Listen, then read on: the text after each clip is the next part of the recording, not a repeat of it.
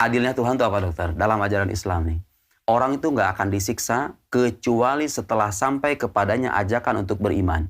Anggap sekarang ada orang non-muslim di pedalaman sana. Dimanapun itu ya. Di Kutub Utara lah misalnya. Dia nggak kenal Islam, nggak tahu. Ya, bagus. Nggak tahu apa-apa. Bagus. Nggak kenal Islam, nggak kenal Muhammad, nggak kenal Al-Quran. Nasib dia gimana? Kafir apa enggak? Nggak.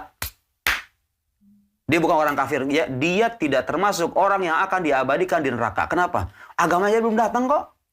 Andaikan dia sudah sampai kepadanya ajakan untuk beriman. Tapi dia nggak bisa mikir. Otaknya error, nggak bisa mencerna gitu loh. Dia juga sama termasuk orang yang akan selamat. Adil nggak itu?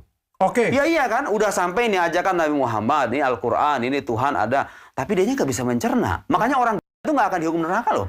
Yang beneran gitu loh ya. bukan gara-gara galau gitu, frustrasi gara-gara bisnis kemudian bangkrut. Oke, lihat keadilan agama. Bagaimana memperlakukan manusia. Siapa saya nanti akan sampai pada kesimpulan siapa itu orang kafir sebetulnya. Orang yang belum menerima dakwah itu tidak dipandang kafir, oke? Atau dia menerima dakwah tapi dia nggak bisa mikir, nggak punya alat untuk mencerna. Oke, sekarang dia bisa berpikir sampai kepadanya ajakan untuk beriman, tapi yang digambarkan kepadanya ini nggak membuat dia menarik, dalam arti gambarannya cacat. Misalnya orang ISIS berdakwah itu ke sono ke Kutub Utara itu misalnya.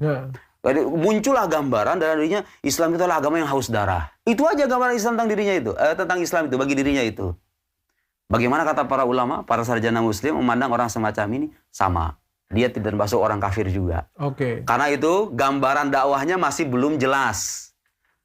Tahu nggak siapa yang dikatakan kafir yang betul-betul akan disiksa oleh Tuhan itu? Orang sudah sampai kepadanya dakwah atau ajakan beriman. Dia bisa berpikir dan mencerna ajakan itu. Kemudian dia tahu itu benar, dia menolak dengan kesombongan dan kepongahan. Ina dan wastikbaron. Itu orang yang nanti akan diabadikan neraka itu. Setelah apa? Setelah sudah diberikan nikmat, diberikan akal sehat, diberikan panca indera, diberikan kaki untuk berjalan, mata untuk memandang, kuping untuk mendengar, otak untuk berpikir, Anda nggak bisa menggunakan semua itu, kemudian sampai kepadanya ajakan untuk beriman dari orang yang tepat, penjelasannya benar. Anda menolak dengan kesombongan, wajar nggak itu? Wajar nggak? Oke. Wajar dong, Tuhan adil loh. Nggak berarti orang kalau misalnya di luar Islam semuanya semua masuk neraka gitu.